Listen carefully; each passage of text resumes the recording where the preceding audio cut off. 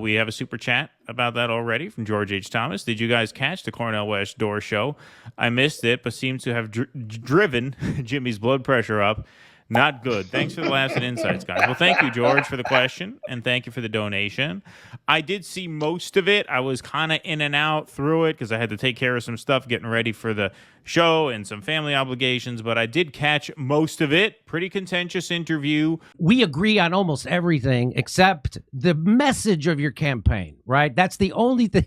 I would hope it would become even more focal. Well, let me just put it this way. But are you suggesting that the message should be that Biden is a greater fascist than Trump? Is that what you're saying? I'm not saying that you should talk about fascism or any of that stuff. I think you should. No, but fascism is very real. I think you don't think fascism is real in the country? We're living in it. We're living in fascism. But I'm talking about escalating in terms of intensity. It has since Biden became president. It certainly has escalated in intensity. They've censored everybody. They've crushed unions. They've started another war, and now they're saber rattling with 2 nuclear powers. I don't know how I don't know how worse it could get. And by the way, he still hasn't let people out of prison. He still hasn't given student loan. He's still denying us health care. He's an enemy of the worker and a tool of military-industrial complex in Wall Street. There's no bigger fascist in the country than Joe Biden. The reason why black and brown people are locked up, again, isn't because of Trump. It's because of brother Biden. And Joe Biden is proud of that. He brags about that. He brags about the crime bill, and he will never apologize for it. So I'm just letting you know that I really want your campaign to pick up traction. This is the opposite way to do it. What you saw in that interview was the sort of self-limiting tendency of the left. That's what I really saw. It's just a self-limiting tendency, almost a self-destructive streak. Glenn Greenwald has said over, one of his best tweets, and he's had many bangers in his day, but one of the best tweets of his was that the left is the only faction of politics that seeks to make itself smaller. And you saw that on display with that Cornel West interview, particularly when it came to discussions about identity politics and, decisions whether to center those issues or sort of put those issues in the background to center on class issues first. You saw a lot of tension around that. You also saw at the very end, which I know, Russell, you did not see because I was just catching you up as quickly as I could. Russell, so we signed on about a half hour before the show, and I didn't know when the Cornell interview was going to start on the Dore show. And so when it was starting at 7 o'clock, I'm like, I can't call Russell at midnight and wake him up and tell him to watch it because he's going to be dead tired as it is. So I caught him up as quickly as I could. But at the very end, when Jimmy started asking about the COVID stuff, about the mandates and the lockdowns, it seemed to me, like I said, I was one ear on, one ear off because I was running around getting ready for this show. It seemed like Cornel was giving him an answer that he liked. You saw Jimmy's, fist go like this, like he was feeling it. But then right after he gave that answer, Cornel says, but I have to tell you, brother, where we have a disagreement is that I don't consider this particularly important at the time, some version of that. And I just thought, what political candidate goes out of their way at the very end of the interview? Because he knew it was the very end because there was some confusion as to when he had to sign off. So he knew this was like the parting words.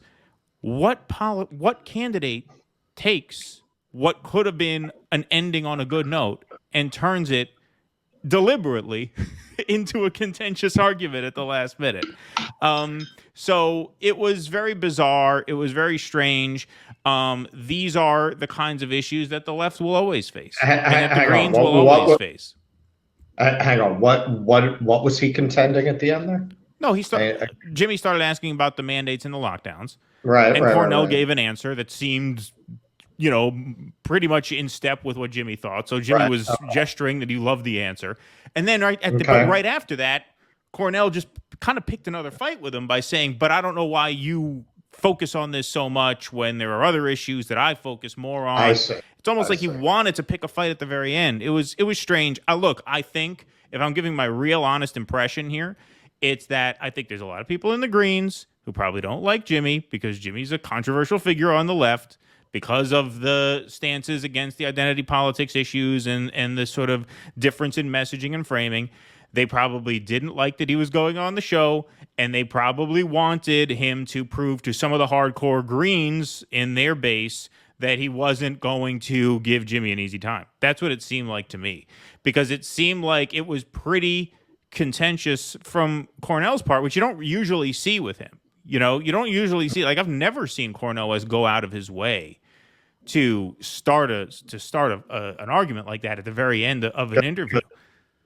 Okay, well, and this is what I was saying, and Keaton can tell you, the parts that I did see, I literally started clapping at one point for some of the questions, one of the questions in particular that Jimmy was asking him. You never seen him like that, because you've only seen him get pushback from goons like Anderson Cooper, where that's a very different critique. That's a less fundamental and threatening critique. That's like when you get critiqued by your shit lib aunt, right? Like you come into that conversation assuming that you're dealing with a drone who is so ignorant of the subject that all you can do at best is try to educate them, because they don't even know what they're talking about. And at worst, they do know the facts, and they're intentionally obscuring them with shitlib arguments. This is different. This is different when you're getting a core critique from somebody who understands the fundamental worldview and shares the fundamental worldview of the left, and is telling you your approach is wrong and this is why.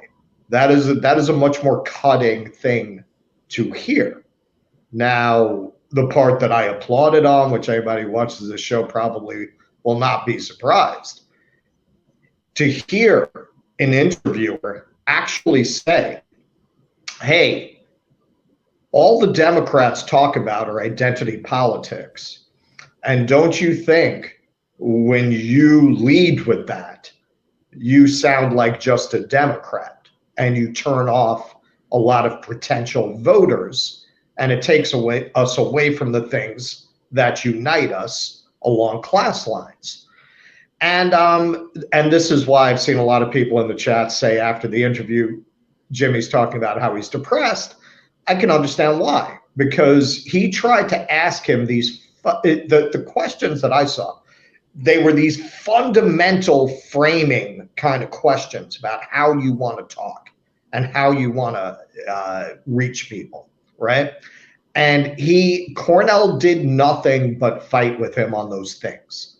Unlike with, say, and look, it's a fair critique to say that when he hears shit from Anderson Cooper, for example, when he hears that shit livery, he does not push back the way he did here. But again, I think that's a function of the fact that with shit libs, you feel like you're dealing with people who don't know what they're talking about, if you're coming from the left, at best. This is a much more cutting critique. And Cornel starts going on about, and this is typical kind of pushback you'll get from people who are truly left, as Cornel, I don't think anybody could argue, is not. The typical response to that is, hey, it's connected. You can't talk about class without acknowledging these things. And fair enough. And Jimmy did. And this is the part, I've seen this so many times in Jimmy's career. Like, people are going to ignore the fact that he said, yes, granted, about the idea that these things are connected to class and it's fundamental to push on them. Jimmy didn't argue with that. He co-signed it. But then he went on to say, but you're running a presidential campaign.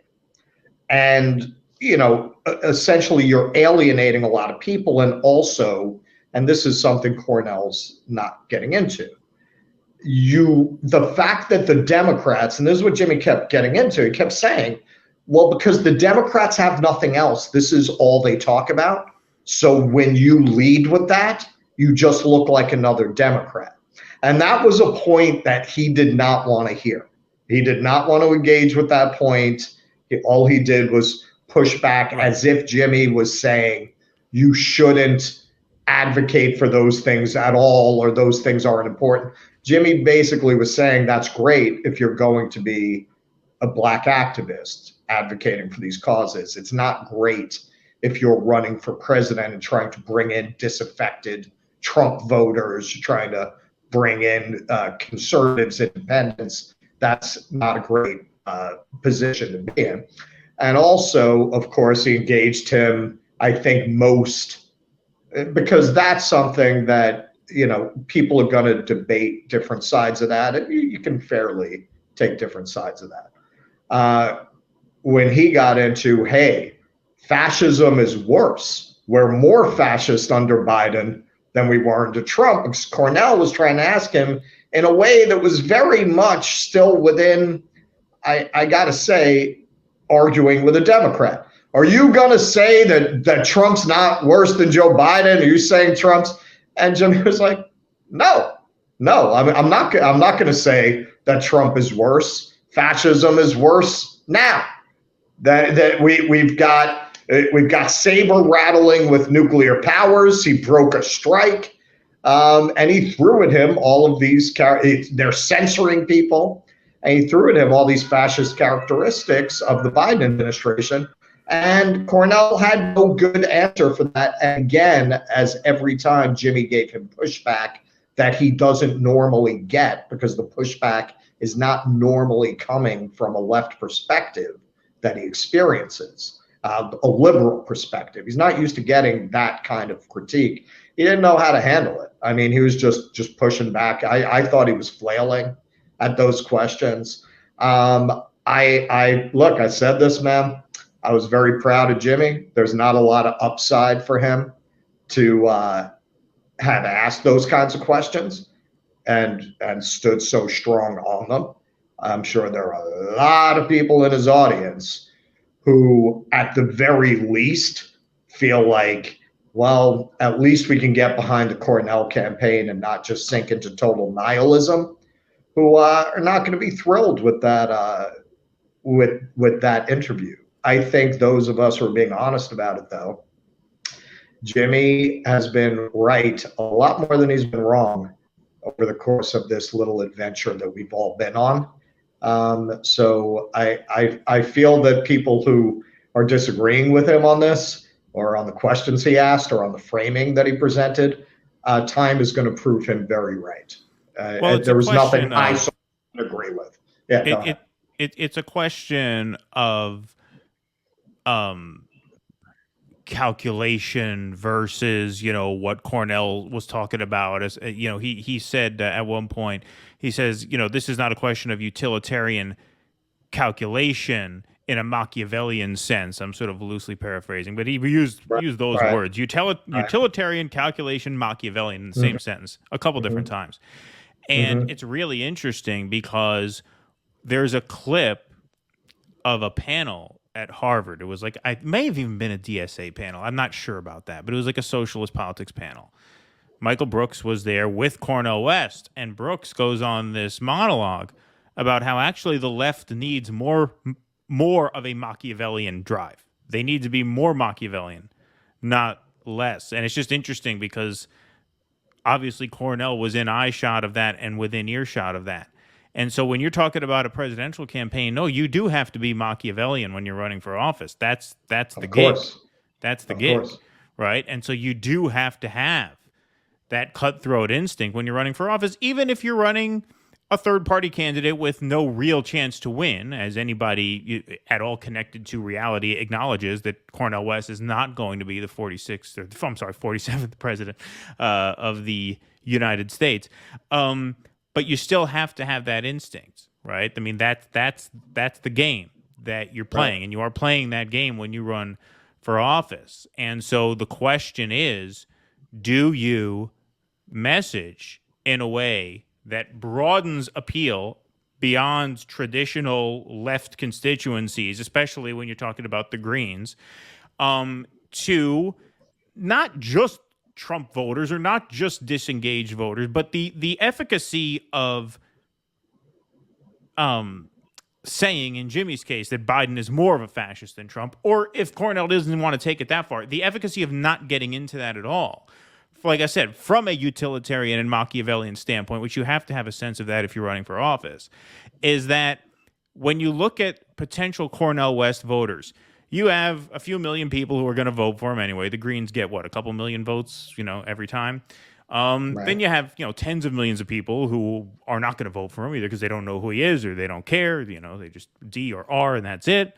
But then you have this key potential voting block for Cornel, which is people who are on the left and who want to vote for Cornel, but are going to be afraid to vote for Cornel because they are afraid that by voting for Cornel, they're going to tip the scale to the greater evil, Trump. Right. So if you talk in a way that reaffirms that fear, if you talk in a way that like I said, reaffirms that fear that yes, Trump is the greater evil, it's going to make those voters more afraid to vote for you. When you make the case that actually, no, Donald Trump is not the greater evil to Joe Biden. You could say that Trump is the lesser evil, or if you don't want to go there, I think as a Green, you shouldn't even go there. You shouldn't even go who's better, right? You should say these are both horribly unacceptable. They're equally evil. They are equally threatening.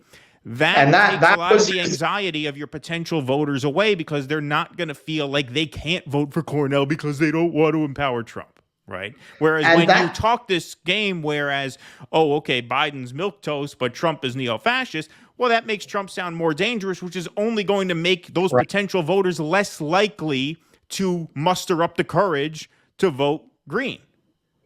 Right, and that's a great point, and that was how Jimmy initially presented it. Eventually they got into the substance of it, but Jimmy's first stab at that was, he didn't put it this way, but basically he was saying there's a logical fallacy here. How are you going to tell people to vote for you if you're saying that Trump is this fascist, right? Because clearly, there is some potential for you to take Biden votes much more than there's potential for you to take Trump votes. Let's be real here. Of course. Right? The black professor in the Edwardian suit is not as much of a threat to Trump's voter base as he is to Biden's voter base. Let's just be real about that. And he framed it that way first. And again, he's right. He's right. You cannot tell people when the main argument being used against your voters is, well, you want to see Trump? Like, that's the only argument, right? That's all they got. But Trump, but Trump, but Trump. If you're saying but Trump, what's the rationale for your candidacy? You're saying don't vote for me every time you say that. He's absolutely 100% right. And Cornel, he didn't have really an answer for that. Look, people who have been saying the Biden, my brother thing, we've been pushing back on that because it's part of his style, right? And it's effective. That's the effectiveness of passive resistance. It's very hard for people to be aggressive towards you if you're loving towards them. There's a strategic value to that approach.